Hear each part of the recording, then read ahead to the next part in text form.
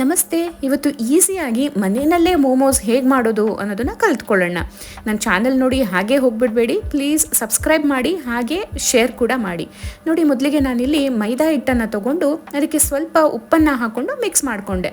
ನಂತರ ಮಧ್ಯದಲ್ಲಿ ಒಂದು ಸಣ್ಣ ತೂತಿನ ರೀತಿಯಲ್ಲಿ ಮಾಡಿಕೊಂಡು ಅಲ್ಲಿಗೆ ಸ್ವಲ್ಪ ಎಣ್ಣೆ ಹಾಗೂ ನೀರನ್ನು ಹಾಕ್ಕೊಂಡು ಮಾಮೂಲಿ ನಾವು ಚಪಾತಿ ಹಿಟ್ಟು ಹೇಗೆ ಕಲಿಸ್ಕೋತೀವೋ ಹಾಗೆ ಕಲಿಸ್ಕೊಳ್ಳೋಣ. ಏನು ರಾಕೆಟ್ ಸೈನ್ಸ್ ಅಲ್ಲ, ಚಪಾತಿ ದಿನ ಮಾಡೇ ಮಾಡ್ತೀವಿ, ಹೌದಲ್ಲ? ಸೊ ಅದೇ ರೀತಿಯಲ್ಲಿ ನಾವಿವಾಗ ಆದರೆ ಗೋಧಿ ಹಿಟ್ಟನ್ನು ಬಳಸದೆ ಇಲ್ಲಿ ಮೈದಾ ಹಿಟ್ಟನ್ನು ಬಳಸಿ ಕಲಿಸ್ಕೊತಿದ್ದೀವಿ. ಆದರೆ ಹೆಲ್ತ್ ಕಾನ್ಷಿಯಸ್, ತುಂಬ ಹೆಲ್ತ್ ಅಪ್ಪ ನಾವು ನೋಡ್ತೀವಿ ಅಂಥವರಾದರೆ ಮೈದಾ ಹಿಟ್ಟಿನ ಜಾಗದಲ್ಲಿ ಗೋಧಿ ಹಿಟ್ಟನ್ನು ಕೂಡ ಬಳಸ್ಕೋಬೋದು. ಆದರೆ ಯೂಶ್ವಲಿ ಏನು ಆ ನಾಲಿಗೆ ರುಚಿ ಅಂತ ಕೇಳ್ತೀವೋ ಅಷ್ಟು ರುಚಿ ಬರೋದಿಲ್ಲ. ಆದರೆ ಹೆಲ್ತ್ ಕಾನ್ಷಿಯಸ್ ಇರೋರು ಹೌದು ಗೋಧಿ ಹಿಟ್ಟನ್ನು ಕಲಿಸ್ಕೊಂಡು ಮಾಡ್ಕೋಬೋದು. ಸೊ ಅದನ್ನು ಕಲಿಸ್ಕೊಂಡು ನಾನು ಎಣ್ಣೆ ಸವರಿ ಅದನ್ನು ಪಕ್ಕಕ್ಕಿಟ್ಟೆ. ಈಗ ನಾನಿಲ್ಲಿ ಕೀಮಾ ಅಂದರೆ ನಾನು ಇಲ್ಲಿ ಚಿಕನನ್ನು ಬಳಸ್ತಾ ಇದ್ದೀನಿ. ಚಿಕನ್ ಕೀಮಾ ಬಳಸಿ ಮೋಮೋಸ್ ಮಾಡ್ತಾ ಇದ್ದೀನಿ. ಸೊ ಚಿಕನ್ ಕೀಮಾ ಇಲ್ಲಿ ಒಂದು ಅರ್ಧ kg ಇದೆ. ಅದಕ್ಕೆ ಒಂದೆರಡು ಹಸಿರು ಮೆಣಸಿನಕಾಯಿನ ಸಣ್ಣದಾಗಿ ಹೆಚ್ಕೊಂಡು ಹಾಕ್ಕೊಂಡಿದ್ದೀನಿ. ಜೊತೆಯಲ್ಲಿ ಕೊತ್ತಂಬರಿ ಸೊಪ್ಪು, ಶುಂಠಿ ಬೆಳ್ಳುಳ್ಳಿ ಪೇಸ್ಟು 1 ಚಮಚ, ಹಾಗೆ ಸೋಯಾ ಸಾಸ್, ಜೊತೆಯಲ್ಲಿ 1 ಚಮಚದಷ್ಟು ಎಣ್ಣೆ ಮತ್ತು ರುಚಿಗೆ ತಕ್ಕಷ್ಟು ಉಪ್ಪು ಹಾಗೂ ಕಾಳು ಮೆಣಸಿನ ಪುಡಿಯನ್ನು ಹಾಕ್ಕೊಂಡು ಚೆನ್ನಾಗಿ ಮಿಕ್ಸ್ ಮಾಡಿಕೊಂಡ್ರೆ ನಮ್ಮ ಈ ಫಿಲ್ಲಿಂಗ್ಸ್ ರೆಡಿ ಆಗುತ್ತೆ. ಸೊ ಇದನ್ನು ಪಕ್ಕಕ್ಕೆ ಇಟ್ಕೊಳ್ಳೋಣ.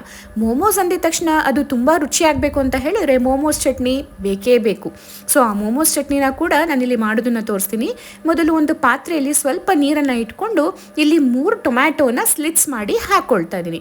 ಜೊತೆಗೆ ಒಂದು 3 ಬ್ಯಾಡಗಿ ಮೆಣಸಿನಕಾಯಿ ಮತ್ತು ಒಂದು 4 ಗುಂಟೂರು ಮೆಣಸಿನಕಾಯಿನ ಹಾಕ್ಕೊಂಡು ಅದು ಸಾಫ್ಟ್ ಆಗೋವರೆಗೆ ಚೆನ್ನಾಗಿ ಕುದಿಸ್ಕೊಂಡು ಅದನ್ನು ಪ್ಯೂರಿ ಮಾಡ್ಕೊಂಡು ಬರ್ತೀನಿ, ಅಂದರೆ ರುಬ್ಕೊಂಡು ಬರ್ತೀನಿ. ನಂತರ ಪಾತ್ರೆಯಲ್ಲಿ 1-2 ಚಮಚದಷ್ಟು ಎಣ್ಣೆನ ಹಾಕ್ಕೊಂಡು ಸ್ವಲ್ಪ ಬೆಳ್ಳುಳ್ಳಿ ಪೇಸ್ಟನ್ನು ಇಲ್ಲಿ ಸೇರಿಸ್ಕೊಳ್ತಿದ್ದೀನಿ. ನಮಗೆ ಪೇಸ್ಟ್ ಬೇಡ ಅಂತಂದರೆ ಸಣ್ಣದಾಗಿ ಹೆಚ್ಕೊಂಡು ಕೂಡ ಹಾಕೋಬೋದು, ಅದು ಚೆನ್ನಾಗಿರುತ್ತೆ. ಇದನ್ನು ಹುರ್ಕೊಂಡು ಇವಾಗ ನಾವು ಪೇಸ್ಟ್ ಮಾಡಿ ಇಟ್ಕೊಂಡಿದ್ದೀವಲ್ಲ ಅದನ್ನು ಹಾಕ್ಕೊಳ್ಳೋಣ. ಹಾಕ್ಕೊಂಡು 1-2 ನಿಮಿಷ ಕೈ ಆಡಿಸ್ಕೊಂಡು ಅದಕ್ಕೆ ಎಷ್ಟು ಉಪ್ಪು ಬೇಕು ರುಚಿಗೆ ತಕ್ಕಷ್ಟು ಉಪ್ಪನ್ನು ಸೇರಿಸ್ಕೊಂಡು 2-3 ನಿಮಿಷ ಅದನ್ನು ಚೆನ್ನಾಗಿ ಕುದಿಸೋಣ. ಯಾಕಂದರೆ ಆಲ್ರೆಡಿ ನಾವು ಟೊಮ್ಯಾಟೋನ ಮತ್ತು ಮೆಣಸಿನಕಾಯಿನ ಚೆನ್ನಾಗಿ ಬೇಯಿಸ್ಕೊಂಡಿರೋದ್ರಿಂದ ತುಂಬ ಹೊತ್ತು ಕುದಿಸೋ ಅಗತ್ಯ ಏನಿಲ್ಲ. ಆದರೆ ಇಲ್ಲಿ ಒಂದು ಬಾಡಿ ಅಂತ ಬೇಕು, ಅಂದರೆ ಚಟ್ನಿ ನೋಡಿದಾಗ ಅದು ಒಂಥರ ವಿಭಿನ್ನವಾಗಿ ಕಾಣಿಸುತ್ತಲ್ಲ ನಿಮಗೆ. ಸೊ ಆ ಥರ ಆಗಬೇಕು, ಅದಕ್ಕೆ ಒಂದು ಟೆಕ್ಸ್ಚರ್ ಬೇಕು ಅಂತ ಹೇಳಿದರೆ 1-2 ಸ್ಪೂನಿನಷ್ಟು ಟೊಮ್ಯಾಟೊ ಕೆಚಪನ್ನು ಇಲ್ಲಿ ಹಾಕ್ಕೊಂಡು ಒಂದೇ ಒಂದು ಕುದಿ ಬರೋ ಅಷ್ಟು ಕುದಿಸ್ಕೊಂಡು ಅದನ್ನು ಆಫ್ ಮಾಡಿಕೊಂಡ್ರೆ ಸಿಂಪಲ್ ಆ್ಯಂಡ್ ಈಸಿಯಾಗಿ ನಮ್ಮ ಮೋಮೋ ಚಟ್ನಿ ಇಲ್ಲಿ ರೆಡಿ ಆಗಿಬಿಡುತ್ತೆ. ಇವಾಗ ಹಿಟ್ಟಿನ ಕತೆಗೆ ಹೋಗೋಣ. ನೋಡಿ, ಹಿಟ್ಟನ್ನು ನಾವು ಕಲಸಿಟ್ಕೊಂಡಿದ್ವಲ್ಲ ಅದು ಈ ರೀತಿಯಾಗಿದೆ, ಒಂದು ಅರ್ಧ ಗಂಟೆ ಈ ರೀತಿಯಾಗಿದೆ. ಇವಾಗ ಇದನ್ನು ಒಂದೊಂದಾಗಿ ಲಟ್ಟಿಸ್ಕೊತಾ ಹೋದರೆ ತುಂಬ ಟೈಮ್ ಹಿಡಿಯುತ್ತೆ. ಹಾಗಾಗಿ ನಾನೊಂದು ದೊಡ್ಡ ಕವರನ್ನು ತೊಗೊಂಡು ಜಾಸ್ತಿನೇ ಹಿಟ್ಟನ್ನು ತೊಗೊಂಡು ದೊಡ್ಡದಾಗಿ ಲಟ್ಟಿಸ್ಕೊಂಡು ಒಂದು ಬೌಲ್ನ ಸಹಾಯದಿಂದ ಚಿಕ್ಕ ಚಿಕ್ಕ ಪೀಸ್ಗಳನ್ನಾಗಿ ಕಟ್ ಮಾಡಿಕೊಂಡು ಅದರಿಂದ ಮೋಮೋಸ್ ಮಾಡೋದ್ರಿಂದ ಒಟ್ಟಿಗೆ ಜಾಸ್ತಿ ಮೋಮೋಸ್ಗಳನ್ನ ಮಾಡ್ಬೋದು. ಸೊ ನೋಡಿ, ನಾನಿಲ್ಲಿ ಹೀಗೆ ಮಾಡ್ತಾ ಇದ್ದೀನಿ. ಓಕೆ, ಈಗ ಮೋಮೋಸ್ ಬಗ್ಗೆ ಸ್ವಲ್ಪ ತಿಳ್ಕೊಳ್ಳೋಣ.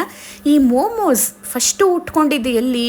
ಎಲ್ಲರೂ ಜಗಳ ಆಡ್ತಿದ್ದಾರೆ. ಚೈನಾದವರು ಹೇಳ್ತಾರೆ ನಮ್ಮ ದೇಶದಲ್ಲಿ ಫಸ್ಟ್ ಬಂತು ಅಂತ, ಟರ್ಕಿ ಅವ್ರು ಹೇಳ್ತಾರೆ ನಮ್ಮ ದೇಶದಲ್ಲಿ ಅಂತ, ಹಾಗೆ ನೇಪಾಲೀಸ್ ಹೇಳ್ತಾರೆ ಇಲ್ಲ ಅಪ್ಪ ನಮ್ಮ ದೇಶದಲ್ಲಿ, ಅಥವಾ ಟಿಬೇಟ್ ಅವರು ಹೇಳ್ತಾರೆ ನಮ್ಮ ದೇಶದಲ್ಲಿ ಅಂತ.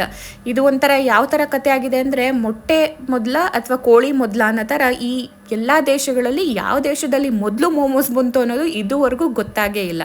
ಆದರೆ ನಮ್ಮ ಭಾರತಕ್ಕೆ ಆಬ್ವಿಯಸ್ಲಿ ನೇಪಾಳ ನಮ್ಮ ಪಕ್ಕ ದೇಶದಾಗಿದ್ದರಿಂದ ಅಲ್ಲಿ ಬಂದ ನಂತರ ಈಸಿಯಾಗಿ ನಮ್ಮ ಭಾರತಕ್ಕೆ ಎಂಟ್ರಿ ತಗೊಳ್ಳೋದೇನು ದೊಡ್ಡ ಕಷ್ಟ ಆಗಲಿಲ್ಲ.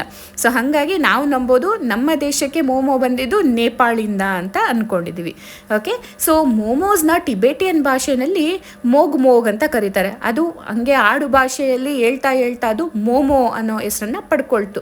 ಹಾಗೆ ಇನ್ನೊಂದು ಸತ್ಯ ಏನು ಅಂತ ಅಂದರೆ ಮೋಮೋಸ್ನ ಯೂಶ್ವಲಿ ಮಾಂಸದಲ್ಲೇ ಮಾಡುವಂಥದ್ದು. ಬೇರೆ ನಾವಿವಾಗ ಬಳಸ್ತೀವಲ್ವ ತರಕಾರಿ, ಪನ್ನೀರ್, ಬೇರೆ ಬೇರೆ ವಿಭಿನ್ನವಾದ ಮಿಕ್ಸ್ಚರ್ಗಳನ್ನ ಮಾಡಿ ಬಳಸ್ತೀವಲ್ಲ, ನಮ್ಮ ಭಾರತಕ್ಕೊಂದ್ಸರಿ ಬಂತು ಅಂತ ಹೇಳಿದ್ರೆ ಅದಂತೂ ಆಬ್ವಿಯಸ್, ನಾವು ವಿಭಿನ್ನವಾದ ರೀತಿಯಲ್ಲೇ ಅದನ್ನು ತಯಾರಿಸಲಿಕ್ಕೆ ಶುರು ಮಾಡ್ತೀವಿ. ಸೊ ಹಾಗಾಗಿ ನಮ್ಮ ದೇಶಕ್ಕೆ ಬಂದ ನಂತರ ಅದರ ರೀತಿ ರುಚಿ ಎಲ್ಲವೂ ಒಂಥರ ಅಲ್ಟಿಮೇಟ್ ಲೆವೆಲ್ಗೆ ಹೋಯಿತು ಅಂತ ಅಂದ್ಕೊಂಡ್ರೆ ಆಗೋದೇ ಇಲ್ಲ. ಜೊತೆಯಲ್ಲಿ ಇನ್ನೊಂದೇನು ಗೊತ್ತಾ, ಅದು ಎಲ್ಲೇ ಹುಟ್ಟಿರ್ಬೋದು, ಆದರೆ ಈಗ ಪ್ರೆಸೆಂಟ್ ಸಿಚುವೇಶನಲ್ಲಿ ಇಡೀ ವಿಶ್ವದಲ್ಲೇ ಜಾಸ್ತಿ ಮೋಮೋಸನ್ನು ಕನ್ಸ್ಯೂಮ್ ಮಾಡೋ ದೇಶ ಅಂತ ಅಂದರೆ ಅದು ಭಾರತ ಅಂದರೆ ನಂಬ್ತೀರಾ? ಹಾಗೆ ಮತ್ತೊಂದು ವಿಷಯ, ನೇಪಾಳಲ್ಲಿ ಮೋಮೋಸ್ ಮ್ಯಾರಥಾನ್ ಅಂತಲೇ ನಡೆಯುತ್ತೆ. ಆ ಮ್ಯಾರಥಾನಲ್ಲಿ 2 ನಿಮಿಷದಲ್ಲಿ 33 ಮೋಮೋಸನ್ನು ತಿಂದು ರೆಕಾರ್ಡ್ ಮಾಡಿದ್ದಾರೆ. ವಾವ್, ಹೇಗೆ ತಿಂದಿರ್ಬೋದು ಅಲ್ಲ. ಓಕೆ ನೋಡಿ, ಇಲ್ಲಿ ನಾನು ಅದನ್ನು ಒತ್ಕೊಂಡು ನಾವು ಮಾಡಿಟ್ಕೊಂಡಿರೋ ಅಂಥ ಚಿಕನ್ ಕೀಮಾ ಫಿಲ್ಲಿಂಗ್ಸನ್ನು ಇದ್ರ ಒಳಗಡೆ ಹಾಕ್ಕೊಂಡು ಏನು ಅಂಟಬೇಕಲ್ಲ ತುದಿ, ಹಾಗಾಗಿ ಅದಕ್ಕೆ ಸ್ವಲ್ಪ ನೀರನ್ನು ಸವರ್ಕೊಂಡು ತುದಿನಲ್ಲಿ ಅದನ್ನು ಇವಾಗ ಒಂದು ಮಾಡಿಕೊಂಡು ಅಂಟಿಸ್ಕೊಳ್ಳೋಣ. ಇದೇನು ನಮಗೆ ಕಷ್ಟ ಅಂತ ಅನ್ಸಲ್ಲ, ಯಾಕಂದರೆ ನಾವು ಕಡುಬು ಅಂತೆ ಮೋದಕ ಅಂತೆ ಅದು ಇದು ಎಲ್ಲ ಮಾಡ್ತಿರ್ತೀವಲ್ವ. ಸೊ ಹಾಗಾಗಿ ನಮಗೇನಿದು ಸಾಹಸ ಅಂತ ಅನಿಸಲ್ಲ. ಸೊ ಆರಾಮಾಗಿ ನಾವು ಇದನ್ನು ಮಾಡ್ಕೋಬೋದು. ಹಾಗೆ ನಿಮ್ಗೆ ಯಾವ ಶೇಪಲ್ಲಿ ಬೇಕೋ ಆ ಶೇಪಲ್ಲಿ ಮಾಡ್ಕೊಳ್ಳಿ. ಬೇಸಿಕಲಿ ಏನು ನಮಗೆ ರುಚಿ ಚೆನ್ನಾಗಿರಬೇಕು, ಹೌದಲ್ಲ. ಓಕೆ, ಸೊ ಎಲ್ಲ ಮೋಮೋಸ್ನ ನಾನು ಹೀಗೆ ರೆಡಿ ಮಾಡ್ಕೊಂಡು ಇಟ್ಕೊಂಡು ಇಲ್ಲಿ ಇಡ್ಲಿ ಪಾತ್ರೆಯಲ್ಲಿ ಮಾಮೂಲಿ ನಾವು ಹೇಗೆ ಇಡ್ಲಿನ ಸ್ಟೀಮ್ ಮಾಡ್ಕೊಳ್ತೀವೋ ಹಾಗೆ ಇಲ್ಲಿ ಸ್ಟೀಮ್ ಮಾಡ್ಕೊಳ್ತೀನಿ. ಟ್ರೆಡಿಷ್ನಲ್ ಆಗಿ ಕುಕ್ ಮಾಡೋ ಅಂಥ ಪಾತ್ರೆ ಅಂದರೆ ಏನು ಬ್ಯಾಂಬೂನಲ್ಲಿ ಮಾಡಿರ್ತಾರಲ್ಲ ಅದನ್ನು ಮಕ್ಟೋ ಅಂತ ಕರೀತಾರೆ. ಆದರೆ ನಮ್ಮ ಹತ್ರ ಅದಿಲ್ಲದೆ ಇರೋದ್ರಿಂದ ಏನು ಫೆಸಿಲಿಟಿ ಇದೆಯೋ ಅದರಲ್ಲೇ ಯೂಸ್ ಮಾಡ್ಕೋಬೇಕಲ್ಲ. ಹಾಗಾಗಿ ನಾನಿಲ್ಲಿ ಇಡ್ಲಿ ಪಾತ್ರೆಯಲ್ಲಿ ಒಂದು 10 ನಿಮಿಷ ಸಾಕು, 10ರಿಂದ 12 ನಿಮಿಷ ನಿಧಾನವಾಗಿ ಅದನ್ನು ಬೇಯಿಸ್ಕೊಂಡ್ರೆ ನಿಮ್ಮ ಚಿಕನ್ ಮೋಮೋಸ್ ಆರಾಮಾಗಿ ರೆಡಿಯಾಗಿರುತ್ತೆ.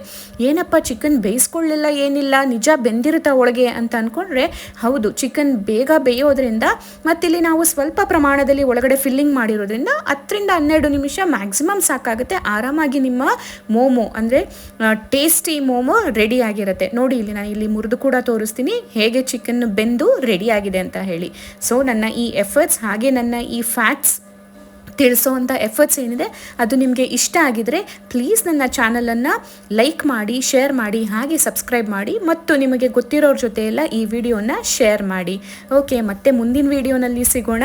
ಇಷ್ಟ ಆಗಿದೆ ಅಂತ ಅಂದ್ಕೊಳ್ತೀನಿ. ಪ್ಲೀಸ್ ನನ್ನ ಚಾನಲನ್ನು ಸಬ್ಸ್ಕ್ರೈಬ್ ಮಾಡಿ ಅಂತ ಕೇಳ್ಕೊಳ್ತಾ ಇವತ್ತಿನ ಈ ವಿಡಿಯೋನ ಇಲ್ಲೇ ಮುಗಿಸ್ತೀನಿ. ಬಾಯ್.